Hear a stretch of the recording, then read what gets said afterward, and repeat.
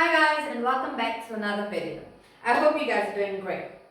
For those of you who are joining us now in today's video, I would like to tell you on just a recap on what we've done so far.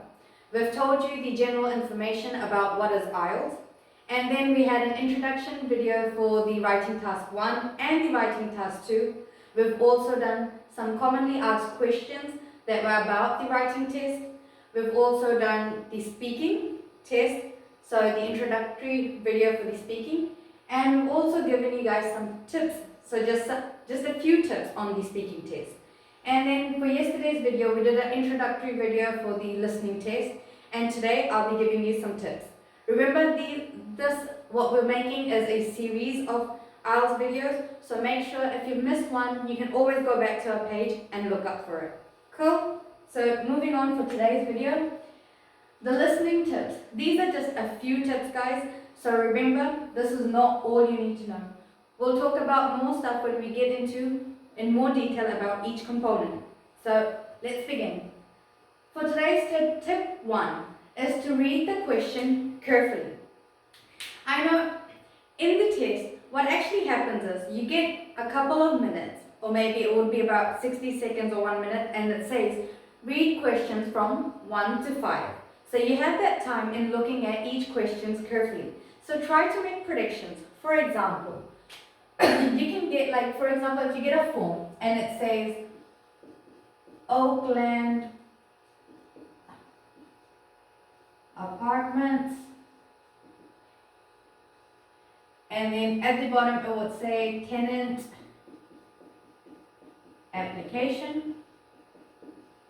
So that would mean it's a tenant application form and you've actually got the apartment's name there. So just in case, if it says name and then you have your blank, that would be numbered, and then it says Smith. So while reading the questions carefully, try to make predictions in what can go there and try to listen for what you're actually looking for. So if you look at the board right now, it says name blank Smith. That means you've got the last name but you don't have the first name. So in the audio, when the audio starts playing, you have to try to figure out when it says the first name. For example, John.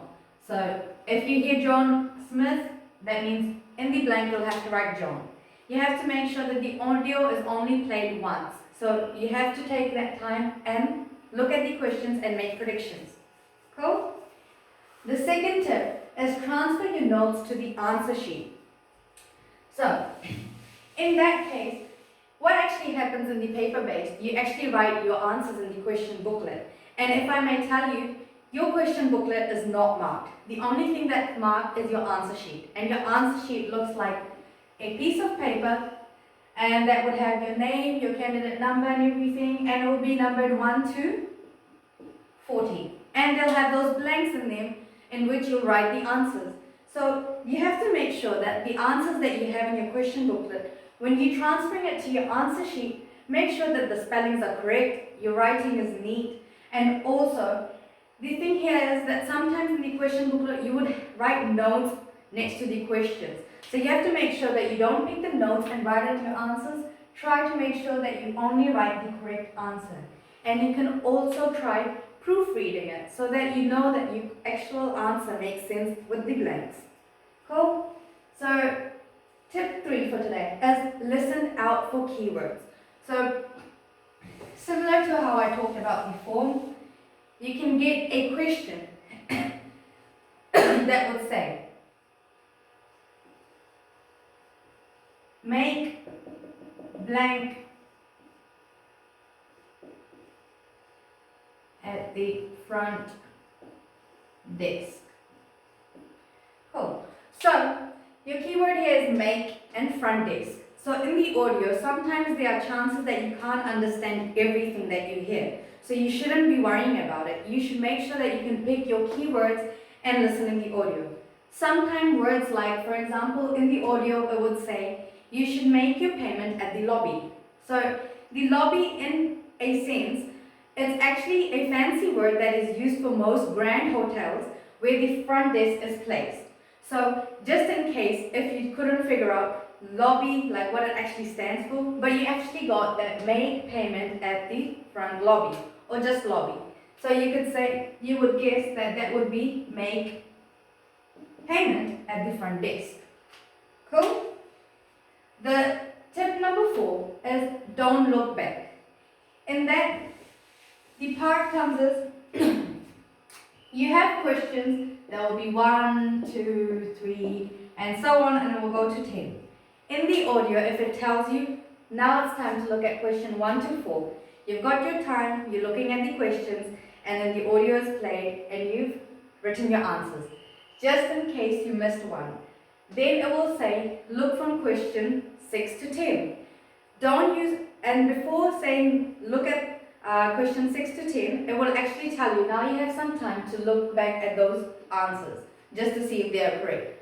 Don't use that time to look back, because you don't have the audio anymore, and you can't actually guess what word you've actually heard about it that could fill in the blank. So always try to use that time, and plus the additional time that they actually give you to look at question 6 to 10, to look at these questions and try to make predictions. So don't try to go look back and waste your time on these questions that you've actually left blank. Cool?